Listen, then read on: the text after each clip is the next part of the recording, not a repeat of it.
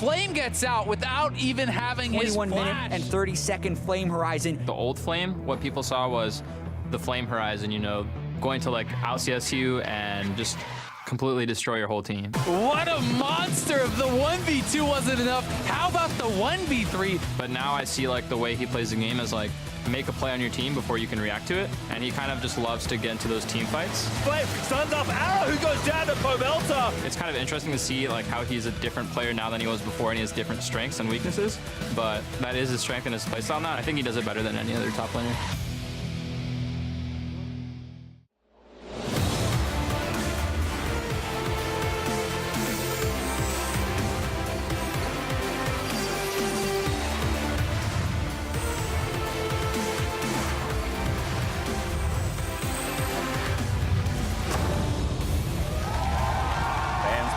For another day of North American LCS action here at the end of Week 7. 2 playoff spots have already been snatched up, and no one wants to be left out of the summer postseason. Now, earlier in the day, we saw contracts loading in. He showed off his cane on Friday. We'll see if he's even allowed to break it out today when it comes to the picks and bans. He's, of course, going up against Altec and Adrian, who've been showing up huge for Team Dignitas on a hot win streak, taking down TSM yesterday.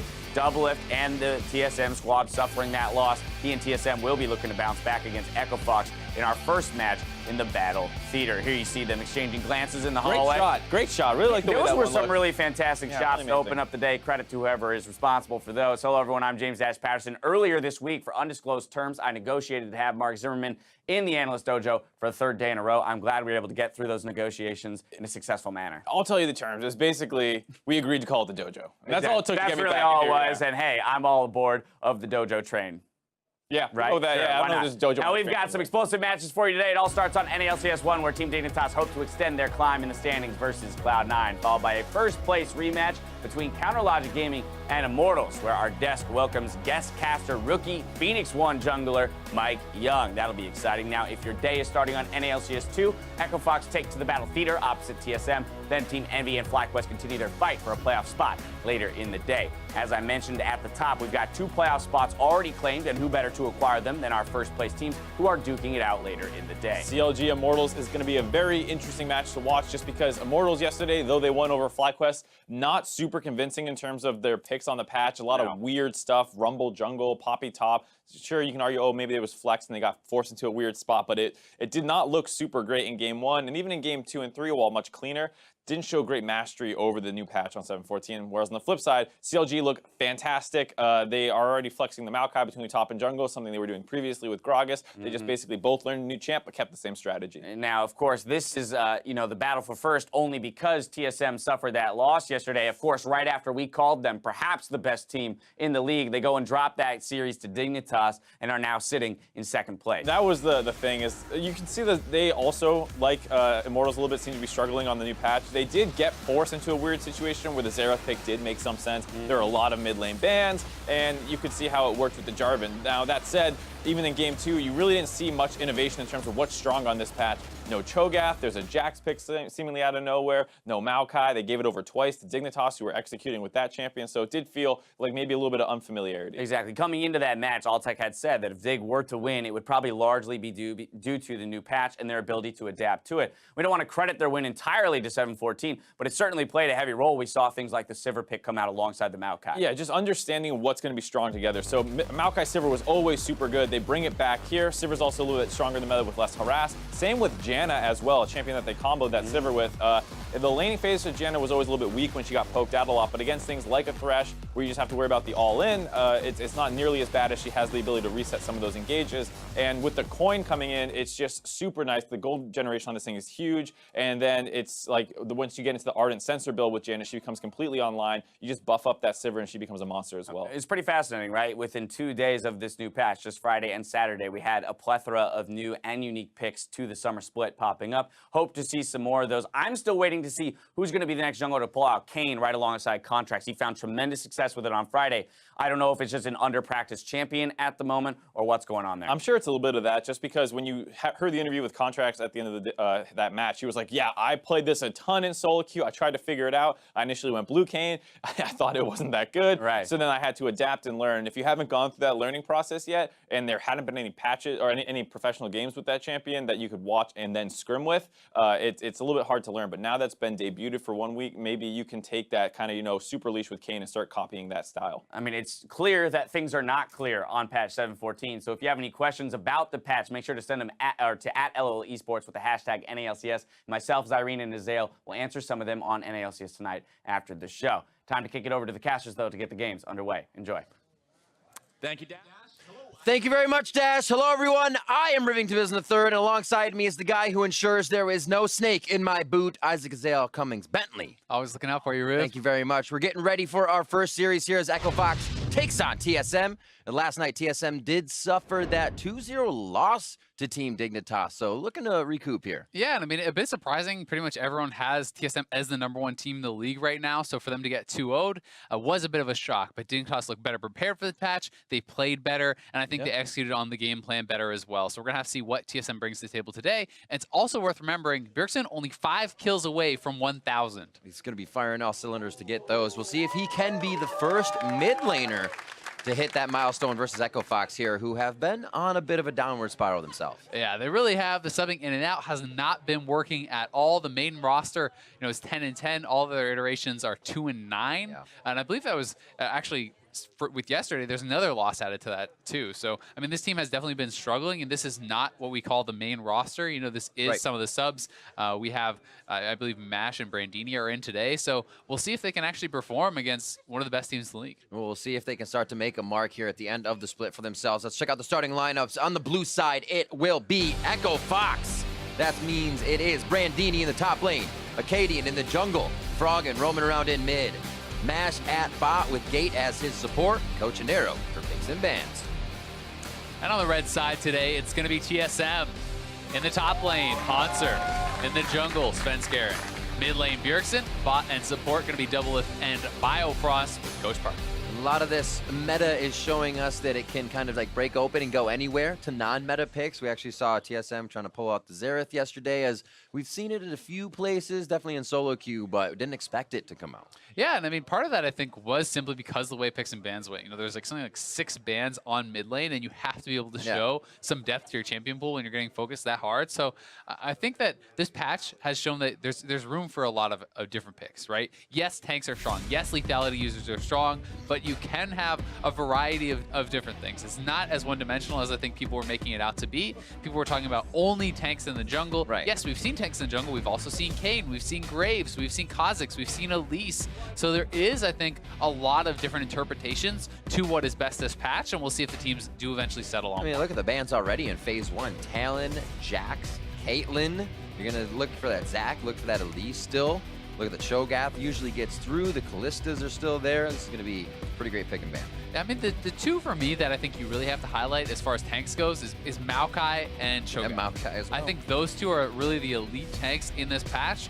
They can both be flexed, which I think gives them additional power also. Yes, Zac is very strong, but Zac really only plays in the jungle in professional play. Cho'Gath and Maokai can go to either role, and flex picks become so powerful. So we'll see, does TSM actually want to ban one of those out, or are they willing to make a trade? Jarvan has been something that the junglers will be going back to because of its ability to flex a little bit, as we see Thresh commonly taken out now in the first phase here, as well as that Elise, the tried and true third ban, or one of them from blue side, and that Callista does get picked up. Callista getting picked up, TSM has the opportunity, if they want to go tank heavy, you can actually go both Maokai and Cho'Gath as the first round and use that in massive front line in the top and jungle. I think it's a very powerful first 2 picks, but people are not always as comfortable on those champions as they are kind of newer, especially the Cho'Gath. So we'll see if they do decide to go for that, or if they are going to actually lock in the Rumble. Maokai, I think, certainly should be the pick. The question now becomes, do they want the double front line, or are they willing to give over the Cho'Gath? Because Brandini or Acadian will likely play it if TSM won't take it away. Had a few hovers, but like we said, only contracts so far getting locked in here on this Kayn. 10 seconds left as the Maokai gets locked in. Still looking at Echo Fox's side to what can synergize with that. Callista may actually be a Kennen. Gate definitely having quite a big champion pool himself, and it's the Jhin lock-in, as more people have been trending towards that. Yeah, the Callista Kennen is something we've seen pop up a couple times. It's got varied results, and it hasn't been super successful. Obviously, a throwback to when Callista first kind of came in the scene, that was very, very popular. I would also say things like Braum work very well. Any sort of engagey type supports can be pretty powerful, but you can also use it as a disengage with even things that are more passive, like Janna and those sorts of champions too. I love that ability of the in and the out. It's almost like a safe Ashe arrow. If your support has their own way of getting in. The Rumble gets locked in. They showed that a bit on the side of TSM, but it is going to be Brandini's. Now, something we can see here is this is kind of saying, hey, we're expecting that to be a Maokai top because that's a pretty good matchup. You can now actually counterpick the Rumble and then swap the Maokai to the jungle. So you could do something like Camille, who can be a pick that snowballs very heavily against the Rumble. Also, you have very strong gank assist coming out of the jungle from the Maokai. So personally, I would like to see that. It's not actually the choice here from TSM, but I think options like that are sometimes overlooked because you've essentially got Echo Fox trying to pick 4 lane now against the Maokai, and Maokai can simply be flexed. Camille is one of Haunter's best champions, so why not pick for an advantageous composition like that? Absolutely.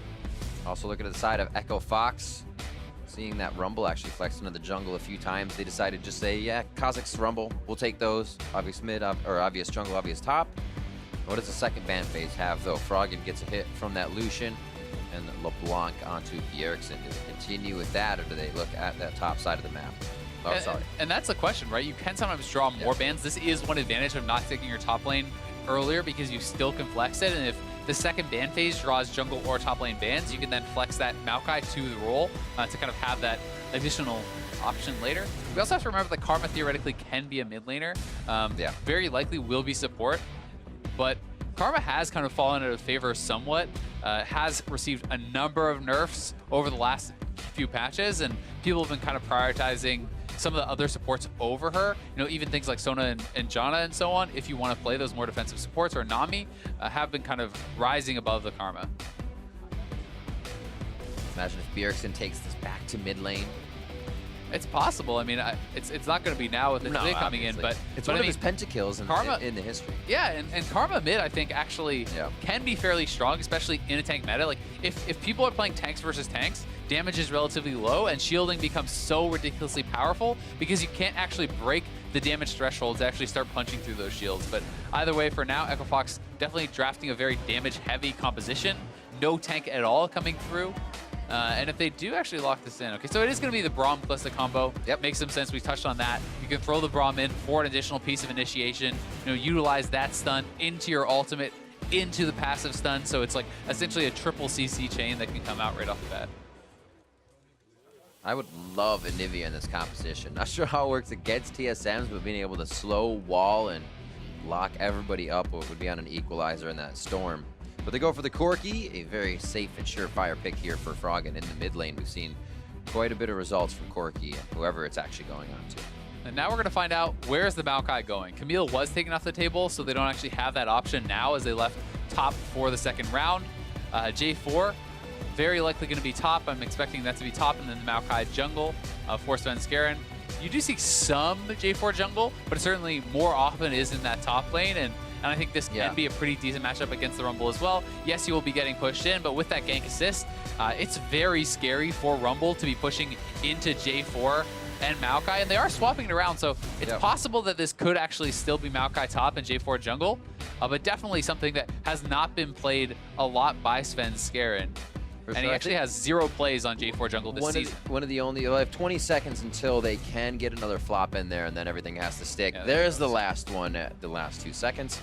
They do put it back. I was going to say Moon's really the only other one, and you see putting Jarvan in the jungle quite a bit. So, and in some of the other regions you see it, it would not be strange to see the Jarvan jungle, just simply more common to see those roles reversed, as Maokai jungle has an easier clear. Jarvan obviously very strong with the Black Cleaver Titanic into Stoneplate combo, so that's what we're gonna see. The coaches are heading off to the back. Change sentence structure. They are heading off. The players are ready. Hashtag Fox win. Hashtag TSM win. We'll have to see some pretty volatile team comps coming from both sides. Damage in just about every lane here for TSM, and same thing for Echo Fox. that tanks in the jungle for TSM. So Hey, you've got to hits. say, looking at Echo Fox's composition, they're much more, I think, damage focused even than TSM with Kha'Zix's jungle. You know, Rumble in the top lane, pure DPS. You have Corki, and you have the Kalista. So this is a very high damage comp for Echo Fox. If you fall behind, Maokai to J4, this tank composition who's going to be supported and shielded up by Biofrost on the Karma, it's going to get really bad for Echo Fox. When you run these fragile compositions, you need to be winning lanes. You need to be staying ahead, or it does kind of shatter because the engage is so easy with the Maokai J4 combo, backed up by this Jhin ultimate, backed up by the Biofrost shield. So look for Echo Fox to push their advantage in the lanes, and if they're unable to do that, TSM's probably going to steamroll. See how they start this one off. A little line of scrimmage, but it does look like Fox does want to keep moving in and get something deep. Yeah, I mean, on the side of TSM. Echo Fox hanging out as a 5-man squad. They're waiting to see, will TSM invade for the Raptor ward? And they were stacking there, hoping that someone from TSM would step forward for that Raptor ward, and that they would be able to force out a Summoner spell, or even get a First Blood. Because if you walk that far in and get hit by a Braum Q, you are going to get tagged. Either way, TSM did actually push in for vision on the other side, so they have a ward on Acadian's blue buff, and that will give them some intel as to where he is starting. And Echo Fox ends up with no vision at all, so they don't actually really know what Svenskeren is doing, where he's going to be starting, and for now it looks like he will be starting on the red buff as he's stacking up his saplings over there. See how much they focus on this pathing, how much they actually focus on the lanes. Both of these teams known to take a bit of a longer laning phase, Fox and TSM, with the lowest percentage first turret. Fox at 39%, TSM with 41. So it kind of shows you how they battle back and forth more so over that laning phase than opening up the map to start things off. Yeah, it can be one of the cases where some teams do like to try to prioritize, things like dragons or or CS advantages over the earlier lane, so I have to force for turrets. Sometimes that can be pretty good. Sometimes it doesn't really work out that well. Svenskeren going to be able to clear this out very easily with the saplings. You have so much AoE damage coming out in addition to your Arcane Smash. So Maokai really does have a strong jungle clear and is going to be expected to be a bit ahead on that clear compared to Acadian, who skipped clearing that big Raptor, trying to move a little bit faster. And sometimes you see Kha'Zix just do a 3-camp clear on bot side and then base, because you actually will take a lot of damage doing this clear as Kha'Zix. Make sure you get those spikes in range for the heal. Keeps himself good to go. Good push in here. Biofrost gaining that brush control on the bot side. Acadian finishes his route. A few last shots from double lift. Actually pretty tough lane to play against. We see any lanes with Jin's poke, and you can just keep hitting a deadly flourish and stun the other team up. Yeah, and I mean, it's a ranged support versus melee as well, right? And while Braum has great gank assist, great team fighting, great all-in, Braum does not play well passively. If Braum is sitting back, you're going to get poked out, and that is why MASH is missing a fair bit of the CS, because they're getting pushed in on a turret, they're getting harassed out, and Gate, you have trouble sometimes prepping the minions as a melee support, simply because you're going to take damage every time you actually step up to try to do that. Right. I think Braum's one of the final few not on coin. Even the Threshes are switching over at this point. For many reasons, of course. Yeah, Point always that helpful for position in lane is also a great thing. Waiting for this to pop up to the turret before they can really do too much more damage to it. MASH should have a few. Gate can just kind of sit back and allow him to farm this. But look at even just that Mantra Q, kind of zoning him back a little bit, trying to push him off any of those minions that he possibly can. Bjerg's actually taking quite a bit of damage there from Froggen, and Froggen is running Warlords, as has become really, really popular on these mid lane Corkis. People have pretty much swapped entirely away from Thunderlords, and having this extra sustain, you can sometimes win out in the mid lane in the early phases simply because you have the extra regen from your Warlords, plus the Doran Shield, and as Bjergsen maybe runs out of mana on Taliyah, you're not going to have that issue as much because your auto attack is kind of more powerful, and you can kind of continue to trade and stay around longer. Bjergsen looking to back there with no mana. Has to stay for one more wave as the fan vote comes in. Acadian looking to sway that. A little bit of pressure here. I know Bjergsen's low. That might be a flash he has to burn, but the sixth sense, not easy to say. Comes into play. He's going to be able to push in Froggen, so does actually shove out the wave, allows himself to get that nice base, grabs Dark Seal, some early items as well. He's going to be able to refill that mana and run back to lane. And Acadian has outspotted Sven, and we'll have to get out of there. Bramble Smash love tap between both of them. Acadian's going to harass knowing that Bjergsen's back for now, but No extended stay. Froggen also wants to get out of there because he has no mount. Push up in the top lane. Still even in CS there. It's the discrepancy for Doublelift to match in that bot lane. 40-23 so far. And I mean, it's okay for now. Yes, he can kind of catch up if you don't allow that to continue extending. If you can kind of keep it around that 10 CS mark, it's not the end of the world. This is certainly a significant advantage, though, for Doublelift and Biofrost, and it means they get the earlier base. They are going to get probably the better buy as well. Like coming back to lane very quickly with that serrated Dirk. If you can mess up the back timings of Mash and Gate, you know, Biofrost is going to try to freeze this wave here and force them to stick around, or give up even more CS. Because if Doublelift actually gets back before they can head back to base, then they're going to lose a lot. Quick hit. Trying to get a little damage on both. Back hits. They won't have too fast of a push on this bottom lane, but Biofrost and Doublelift will be able to get the wards in and actually may be able to do something with Svenskeren as Mash and Gate return to lane. Yeah, and they are electing to just kind of hold the wave. So it is going to push eventually, but they're going to deny some of the CS away from their opponents by doing this, allowing, you know, the minions of Echo Fox to kind of get killed off by their own. And now they do decide to shove, so they will push this in and maybe wanting to try to get a little bit of vision around the dragon. You know, Biofrost is going to go back to base. So either way, TSM's bot lane definitely doing very well, and everywhere else it feels pretty even across the map. Haunter, yeah, as you were saying, across the map, feeling pretty good for himself. You check out some Froggen stats. Looking good. Yep. First in solo kills. This is the guy that goes very hard. Your rapid fire TF that's making plays by himself. We haven't seen it this season. He's kind of more timid in those picks, but still, the damage dealer of the team and a lot of compositions can be built around him from what Echo Fox does. Statistically, he's one of the best, if not, you know, at the very top for mid lane. So Froggen has been having individually a very impressive season. That's, you know, another reason why people are like, well, why is he getting subbed out? Why is Demonte coming in, you know?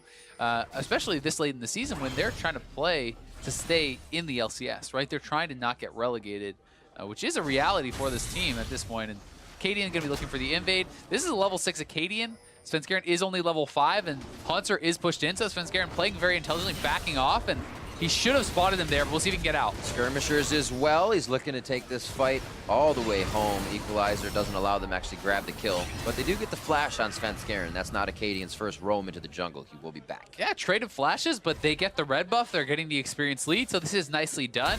But when you have the push in those solo lanes, you can't afford to do these kind of invades because they knew Haunter could not actually come down without losing a lot up in that top lane. So Haunter stays with the wave. They invade as a 2v1, and Svenskeren going to be pushed out of the jungle. We could see Acadian even go try to meet him at the blue buff if he wants to look for that.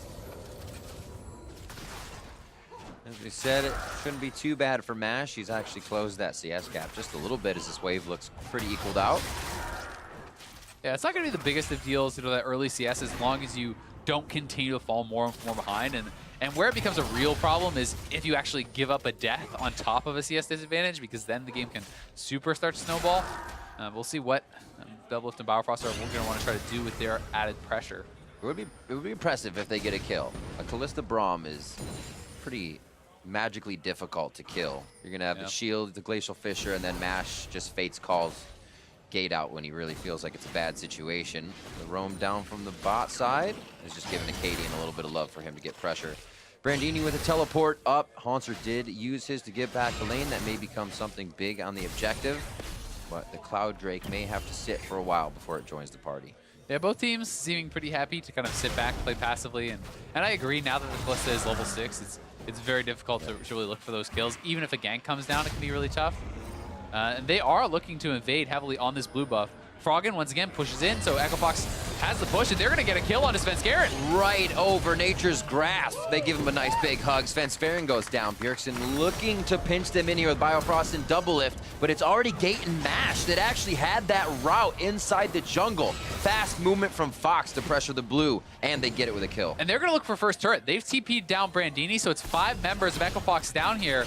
TSM, I mean, Doublelift is now completely cornered. He didn't back off. He's dead too. This is bad news, Bears. Not long for this world. Doublelift goes down. Acadian picks up a kill. That's Froggen and Acadian. The full team's going to be grabbing some gold onto this as Haunter tries to push that top wave. Remember, his TP was down for this engage. I mean, they knew that that was going to be coming, but Doublelift doesn't back off in time. Tries to stick around, maybe got zoned off and couldn't actually leave. Biofrost is able to get out, but a really good play there for Echo Fox. Getting a couple kills, first turret, they steal away another buff, and Svenskeren being abused pretty heavily here in the jungle, but it's not really just on him. It's the fact that Echo Fox's solo laners have been pushing in TSMs. Yep. In the top side, they invade with the top laner. Now, Froggen shoves in Bjergsen. He invades with the package, and this is something you have to really play around because they knew Corki had the package, and they knew he's missing. But Svenskeren really wants to try to get some of these buffs, doesn't want to fall too far behind, and then the TP's coming in. Doublelift and Biofrost at this point just needed to actually leave, but Doublelift wants to go back and try to pick up some of the CS, and just a little bit too greedy. I mean, you walk back to the turret, where do you think they're coming next? Yeah. There are 5 men on the bot side. I think that one was a little bit obvious, and Doublelift gives up a pretty easy kill.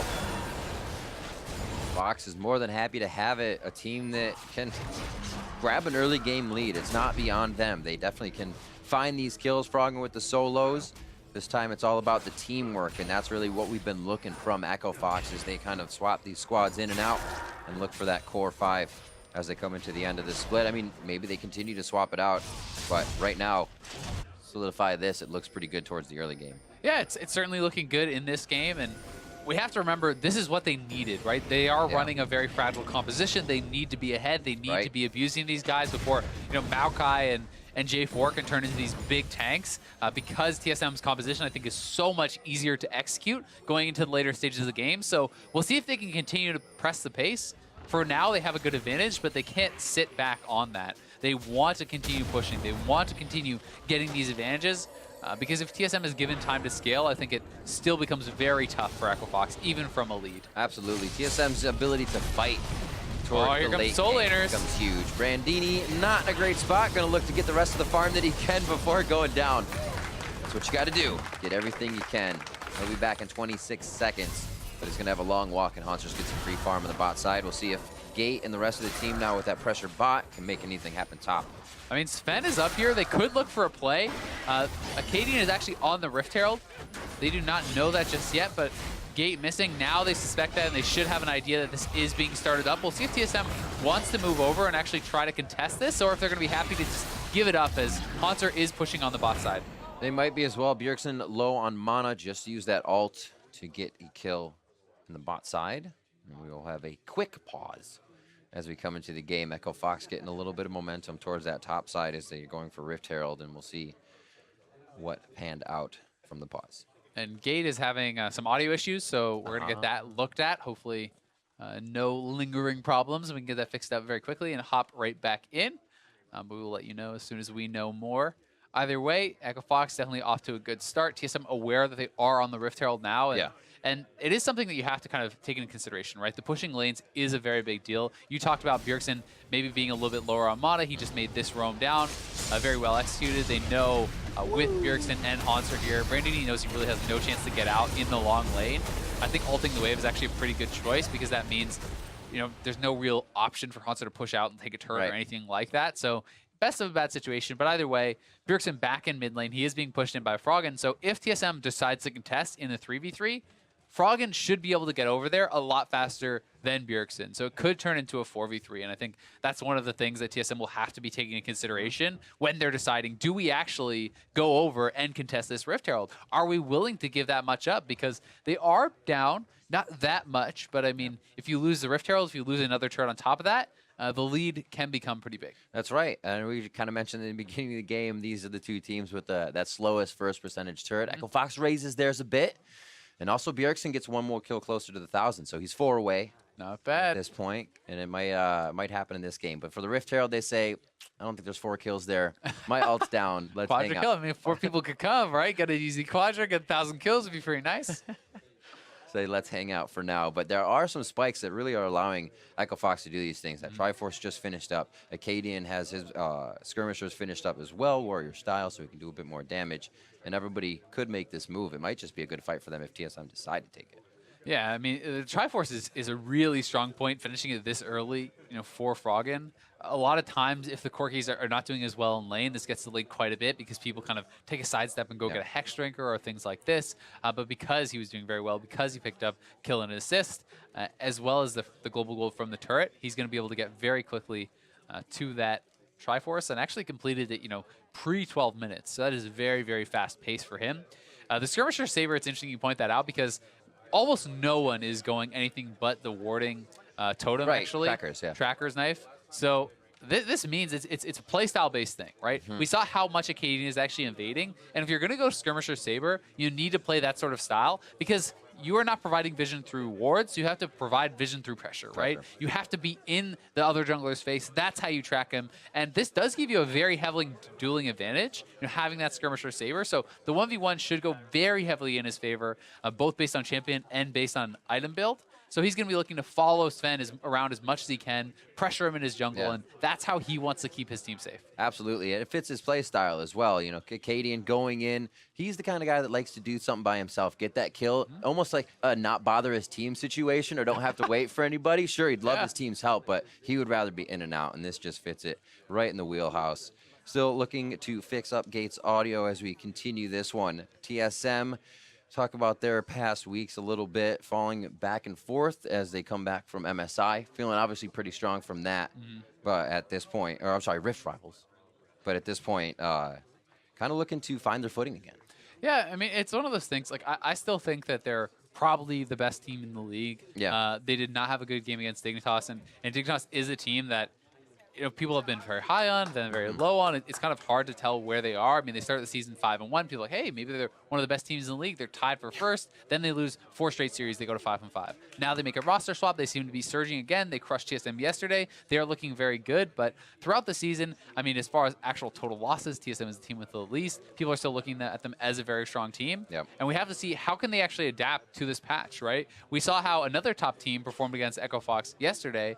CLG did play against them and absolutely trashed them. They won in under an hour of gameplay. So you're looking for those sorts of performances from TSM against a lower tier team, because this is a team that's fighting to be the best team in the NALCS. Absolutely. Going up against a team that's fighting to not get relegated. And it should be, one-sided affair. We're getting towards the end of the split, and these are the stages where you don't really get to have that luxury of saying, oh, okay, well, we'll fix that later, right? It needs to be fixed now because you're getting to that playoff level. Luxury for Rift Herald is Acadian and team.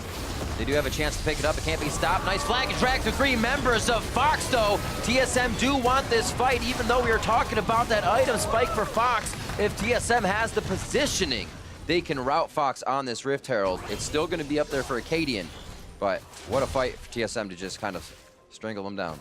Yeah, nice job by TSM coming in, getting the kill. It's only the 1 kill, and you get the 100 gold for taking the Rift Herald, plus the Rift Herald bonus of actually being able to drop that and hopefully secure a turret. So I would say it's worthwhile for Echo Fox, especially when you consider teleport and stuff was blown there too, but there were a number of summoners used in retreat for Echo Fox, so it just comes down who's going to be able to get more from the extended trade. Can TSM actually get more out of these summoners being down, or will Echo Fox get a lot from the Rift Herald? So Acadian grabbing that Rift Herald, but because he sticks around to do so, he's going to get chased down, he will get killed. The rest of Echo Fox able to actually retreat out, but this was a nice TP play, and you see the combination, how powerful it is of the Maokai and the J4. Throw out that Maokai ultimate, you CC them up while it is traveling towards them, and then they're going to get stuck in this long route.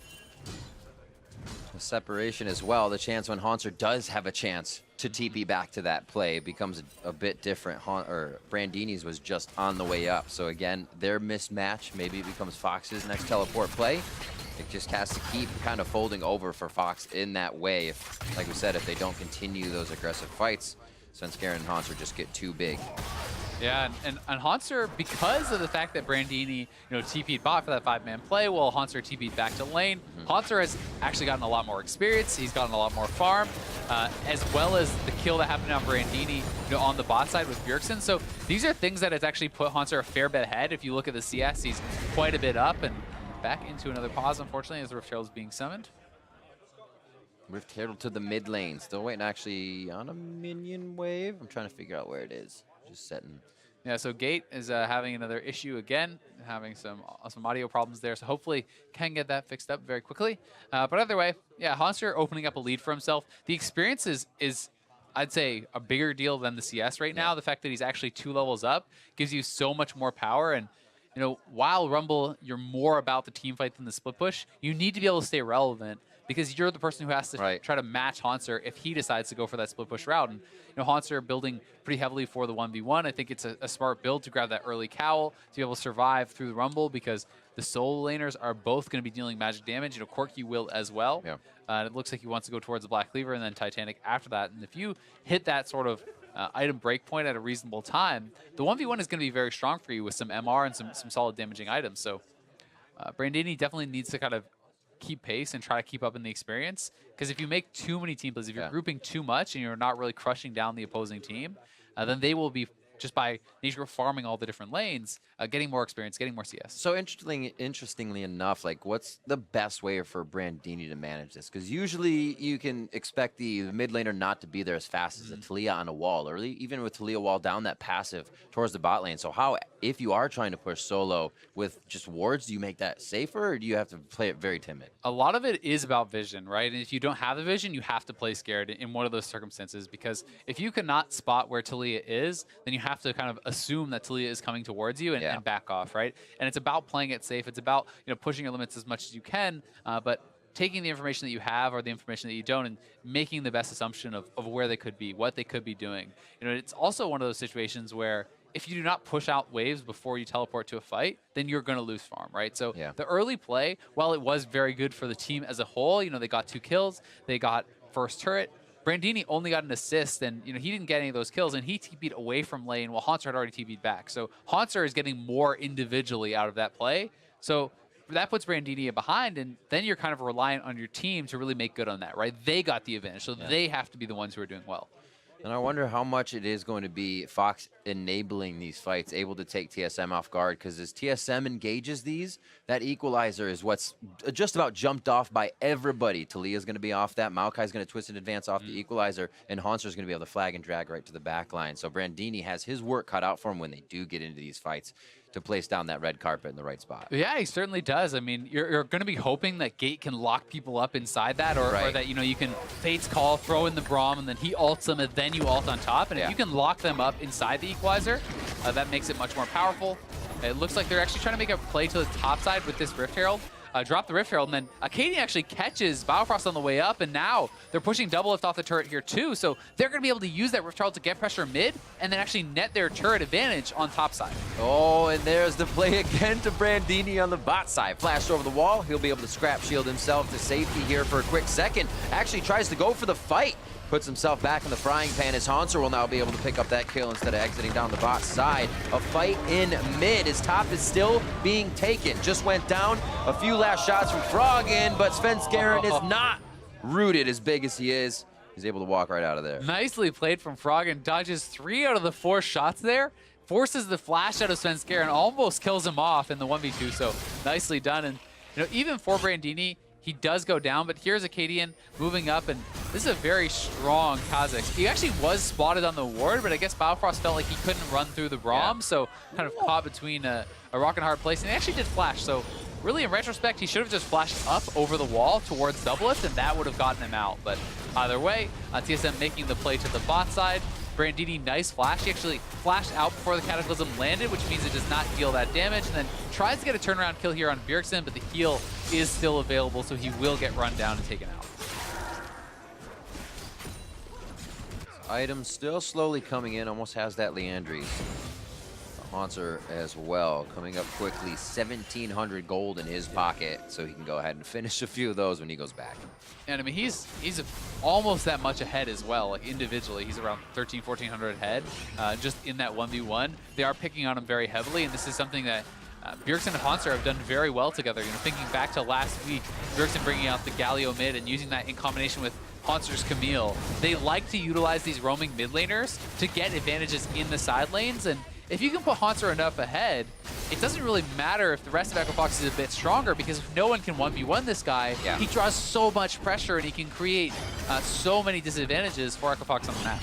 Really taking the right situations at the right time. That has put him up now about 50 CS, 40 CS towards that top lane at 2-0-1. Seems like they swap back the pressure. He'll push up and try to grab the turret here as TSM does a great job defending mid. This already got Rift Herald once, and Echo Fox fell a little short on that one. It's going to be tough with Talia clear. Yeah, it certainly is. I mean, Talia has very, very good wave clear. That is the majority of their wave clear, though. You know, the rest of them are not going to be as strong. Yes, they can obviously contribute, but certainly they're pretty reliant on Bjergsen in that case. And Echo Fox roaming up to the top side. Haunts are going to be taking some pressure here, but TSM is coming up, and if they chase too far, Bjergsen has the ultimate, so they need to realize that Talia could roam up there pretty quickly, and that TSM could even look for a dive. I mean, it's 4 men strong now here. They could actually go for this, and Maokai ultimate going to get popped. Yeah, seeing Brandini on the bot side says, go, go, go. Rooted as soon as he goes into the Valkyrie. That's going to be Froggen going down. Gate lives only because he has a bit more HP. He goes down at the end. 33 seconds on these timers gives TSM a lot of time to gain map control. It's going to be top turret and maybe even a bit more. Yeah, really nice dive there from TSM, realizing it was only the 2 members, and they were able to execute that dive very well. Froggen does not actually avoid the Maokai ultimate, and once you get tagged by that, you're going to get CC'd up for so long. It's an easy seismic shove for Bjergsen. That's pretty much guaranteed, and the follow-up damage so high. They're able to burst them down, take a turret, and get back to mid lane to defend. So nice job by TSM. Flash over the wall. Nash starts 1v1ing with Bjergsen, but gets shoved back now. He's got the world against him, trying to live. The curtain is called, and he is put down in the end. You can only dodge summoners. So much, Riv. I mean, there's 5 members there. He's dodging almost everything. 2 more kills. He's getting close. Full kill participation throughout this game for Bjergsen and Haunser. How do you get that from your solo laners? You're only 18 minutes in. Those guys have been everywhere and anywhere they can be at this point. We'll see this again. The tag team duo and Svenskeren setting up the Maokai ultimate very well. See, Froggen, I think he thinks he can actually Valk past it, but he gets rooted up, and he's going to get seismic shoved right out of that. Once you get hit by one part of the CC, you're going to be locked up for so long because there's the knock up from the Q, there's the root from the W, root from the ultimate, flag and drag from Haunter, and the seismic shove. So definitely really powerful team fighting, and TSM, they now have not only eliminated Echo Fox's early advantage, but they have gotten a little bit of one for themselves. And from this point, it gets very hard for Echo Fox because their composition is so much harder to execute. It's not just run straight at them and start fighting. You have to be able to find skirmishes. You have to be able to split up fights because you're all so squishy. Anyone who gets CC'd up is going to die, and that's the advantage of running these sorts of compositions that TSM is. I mean, you open up a curtain call, you hit CC on the closest person, and you just kill them. It's like, that's as simple as it gets.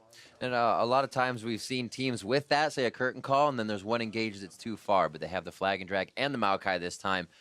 2 people can go that far in these engagements. We've seen some teams get into a bit of a chaotic situation when they can't follow up as fast with these tank comps they create. But like you said, Echo Fox starting to fall behind a little bit without being able to get that early game damage. What's the way back? Because it's basically TSM has to go to a barbecue on the equalizer during a fight. I mean, the way back is creating vision, you know, getting vision over your opponents, finding picks, right? You have to get these fights that are either odd man fights or that you can actually split up the fight. Because, you know, high DPS members can skirmish very well. They just don't function as well in the 5v5, generally speaking, because, you know, if a Maokai is fighting 1v1 against the Rumble, maybe the Rumble wins, right? But you're in a 5v5, Maokai just CCs you up and the team kills you. So it's about splitting up fights. It's about utilizing this Kha'Zix, who is very strong, to find picks through vision and through pressure like that. Cadian being able to find maybe even Bjergsen on his own could ult around and really get that speed. The other option is if you can kite out a fight well enough, right? If you evolve the Kha'Zix W on Acadian and you just try to kite backwards and focus down the tanks, if you can avoid the CC, which is obviously a lot easier said than done, then that is a way to win fights, but it's so tough with point and click CC coming out of a couple of these members. Acadian just seeing that ward, has to place one of his own. TSM feeling comfortable about moving these pink wards up means they're ready to protect them as well. Bjergsen gonna go ahead and take a side lane now. They're going for the 1-3-1 as they know they're getting just powerful enough. I mean, when your 2 solo laners are the strongest members on the map, you can go to that 1-3-1, right? You know, protect double lift, allow him to continue getting that farm, just shove out the side lanes, and then you can have them collapse, make plays. Bjergsen can always ult in to the mid lane or anywhere else to try to make that play if they want, and we're getting towards the Baron stages of the game, so look for TSM to try to establish vision around that Baron and really start to kind of threaten taking it to force Echo Fox to come in and then start a fight. Collapse is coming here. Haunts are moving up, and they could look for a fight. Takes a few hits. You may not see Brandini just on his bottom side. They catch him now. Flag and drag out as both teams kind of break off this fight. Looks like it's going to be the wave clear. Froggen and team kind of controlling mid towards this Baron objective.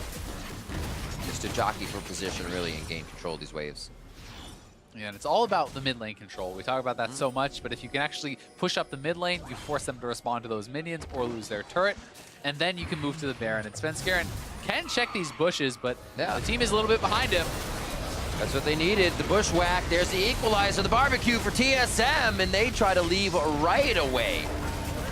Last to the party, first to leave. They start firing back, though. Svenskeren goes down. Gate is also on the floor, but they're able to get back out of this one. I figured TSM was going to run down mid and take turret because Fox almost gave him that position.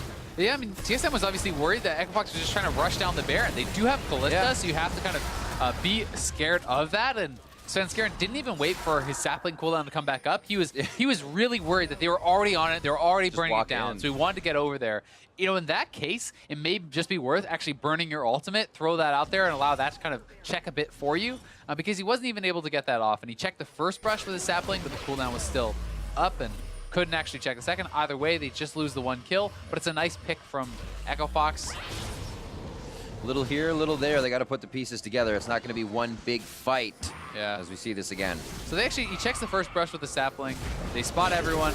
At that point, you just try to have to hope you can somehow get it out of there, throw your ultimate, run away as fast as you can, but at least TSM does trade back a kill. Yep. They take out Gate. Here the division can be pushed up. Fox is kind of just positioned now on their own side of the map, squeaking one or two wards just behind the red buff, but they can see Acadian placing these, so they're only going to go down. Again, Fox positions themselves topside, don't have to worry about mid now, as they can just flank TSM if they do it again. Oh, but Brandini's going to get caught out. It's what we talked about, right? Echo Fox trying to play the vision game, trying to create these picks through vision control, and that's why they're doing it on the top side of the map. TSM does have a response now, though. If they want, they can look towards the Infernal Dragon, and that's where Bjergsen and Haunter are right now. But Echo Fox can always go back to the Baron and threaten this. If both of the members of TSM are down there, they could even just start it up. I mean, they do have Kalista. Infernal goes down, and I think Echo Fox will just start the Dragon, or start the Baron, rather. Rend come in, Smite is there, Bjergsen goes up, and Svenskeren's obviously going to try for this. 2,500 HP, very low on the backside is Acadian. He goes down before Baron does. TSM secures the objective. Bjergsen getting one of these kills. Bjergsen getting a second kill. 1,000 kills for Bjergsen. And they get the Baron. 4 members of Fox are down. TSM running strong. That's the ace from Double Lift. What a way to do it as well. 1,000 kills for Bjergsen, the first mid laner in the NALCS to hit this mark. And he is crushing it this game. TSM get a clean ace, get the Baron, and they have all but wrapped this one up. What a way to pull the trigger. The team's down baiting the Infernal, and they speed to the top of the map. That's what these guys are made of, is mobility. Bjergsen being one of the first ones there, as he was at Dragon, and the entire team, like we said, can be behind each other on these initiations with that range. And I mean, it's a risky play from Echo Fox, but they know they're going to lose in the long game. They need to make some sort of play. You gotta make...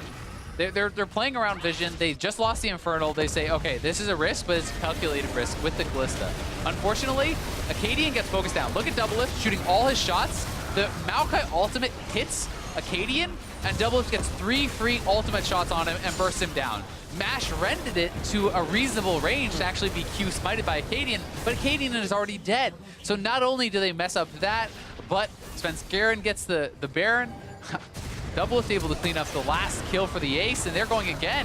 Doesn't look like it's going to stop. The batting orders back up, and here come the pitches. TSM looking to get thrown a curveball here. Fox able to slow that one down, but Mash, both summoners down immediately after that fight, and now he's got to heal back up. Home guards are there 24 minutes in, but TSM is knocking on the front door faster than Fox can heal. I mean, they're just going to keep pushing here. They're so strong, so far up in gold, and in the strength of their composition at this point. Echo Fox needs to try to look for something, some sort of play that will get them back in, but I mean, TSM is grouped up as a 5-man squad. They have the more powerful front line, and they're poking them out. Oh!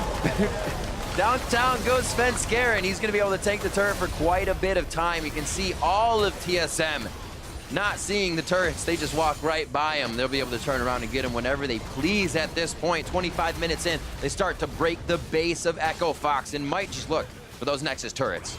I mean, they could theoretically end the game here if they want. Top side is pushing in, but they're going to go for the kills. The instant root, the instant kill. 3 more members now in the eyes of TSM. Froggen with the Gatling, trying to poke in a bit of long range with Mash and his Javelins. And it looks like they stave off TSM for a bit longer, but it's only so they can get more minions to pile into the base. Yeah, going to knock down this second inhibitor, and it's looking pretty hopeless for Echo Fox. You cannot fight TSM straight up 5v5 as this composition. There's just no way to fight through the J4 and the Maokai. So it's so hard once you're backed into a corner like this. Like, there's no surprise play to really make. Absolutely. Fox with a pretty decent early game, and then it was kind of TSM finding those skirmish kills one by one around the map, making sure Haunter was big, making sure Bjergsen was big. And still those two very, very close to having full kill participation. Bjergsen just 1 off. I mean, Bjergsen even bought up a Mage Eyes. He's feeling pretty strong at this point. He's had so many stacks on that Dark Seal for a while. Why not now that he has the extra money? Either way, TSM looking to play this very smart. They're going to clear out all the vision from the jungle. You eliminate all these wards. That takes away any possibility of a flank, and then you push back and go for that third inhibitor. So Froggen would have to use the package on the exit. Yeah. You can see Haunter shoving in the mid lane minions so that people from Echo Fox have to come over and answer those. And then as soon as they do, you either take the turret or you simply just dive and take those kills because you know it's going to be an odd man fight. Slowly walking it in now for the last inhibitor turret. That could be back for Acadian, but it looks like they just do that. Enough pressure to keep Froggen out and the inhibitor down. Deadly Flourish, Flag, and Drag. There's so much crowd control for just the first person locked down. Cataclysm just creates an entire home for Fox to live in there. Fish in a barrel coming in from Double Lift, and it looks like they are now able to take the inhibitor. They're able to go for the Nexus turrets ever so slowly as they chase Froggen out of the base to make sure he ain't coming back. Double Lift wants that 4th shot kill so bad on Froggen. Froggen not gonna give it to him, and TSM looking to clean this one up. Free 30 minutes, very strong showing from them after a good early game from Echo Fox. Absolutely. Slowing things down, making sure they had the composition scaling just a little bit stronger than what Acadian could bring in the jungle as he had Svenskeren's number, but the team prevails. TSM goes in strong, and they come out with the first win here in the series. TSM over Echo Fox. Good stuff from them, and congratulations to Bjergsen once again. 1,000th kill, finally hit. He's the 4th person in the NALCS to do it. Regular following season? up, in the regular season. Following up Wild Turtle, Double Lift, and Sneaky. Those are the 3 others who have actually completed that achievement. Can't wait. I want to see if I can go back and figure out who they are. Who got the most of that flag? Yeah. Who died the most times out of those 1,000 kills? Who did Bjergsen have? There's just one guy that has like 400 of those deaths. I hope I'm not that guy. So looking at that game, TSM coming out quite strong, just kind of going with the tank line, back and forth with the Maokai Jarvan, and they did that in the beginning to just start off the flex, say, you're not really going to know what we do. Pretty simple picks and bans. Yeah, I think their pick and ban was very strong. I think that they draft a much more easy to execute composition, right? And it's not that Echo Fox's composition is bad. It's not that it can't work. Right. It's just harder to do. And you gotta put a timer on yourself. Exactly, right? That's exactly what it is. And I think that it's a tough situation to be in, but if you think that, hey, early game is our strength, the best chance of beating TSM may be one of these early game snowbally comps. You try to get ahead, you try to close it out fast. You know, once they kind of started stalling out, TSM got a little bit up. They felt that they had to kind of 50-50 this Baron, or hoping that TSM won't respond early enough and that they can just guarantee it with the Callista, but it didn't work out that way. And we have to remember Bjergsen, as we just said, getting all of his kills in this game. Now, he needed the 5. He was able to grab just that many, and they were able to grab a few with this combination. Haunter and Bjergsen working so well together this game. They really were, and I think this is the key for TSM in this game. The fact that, Svenskeren's getting invaded, the bot lane, is getting pushed in 5-man, but the solo laners are being very effective. They're able to team up as this kind of 2-man squad, roam to the side lanes, get very, very strong with Haunter and Bjergsen, and This combo, I think, was so key to stabilizing the game and then eventually securing that win for TSM. And here is that Baron attempt, the fateful Baron attempt that they did go for. Look at the Maokai and Jhin ultimate combo. That is so nice. Acadian, as soon as he gets rooted up, guaranteed shots coming in there from Doublelift, and bursting him down, the target selection there meant there's no way for Echo Fox to actually really get that Baron, or even if they did get it, they were going to die on the way out. Flash bang!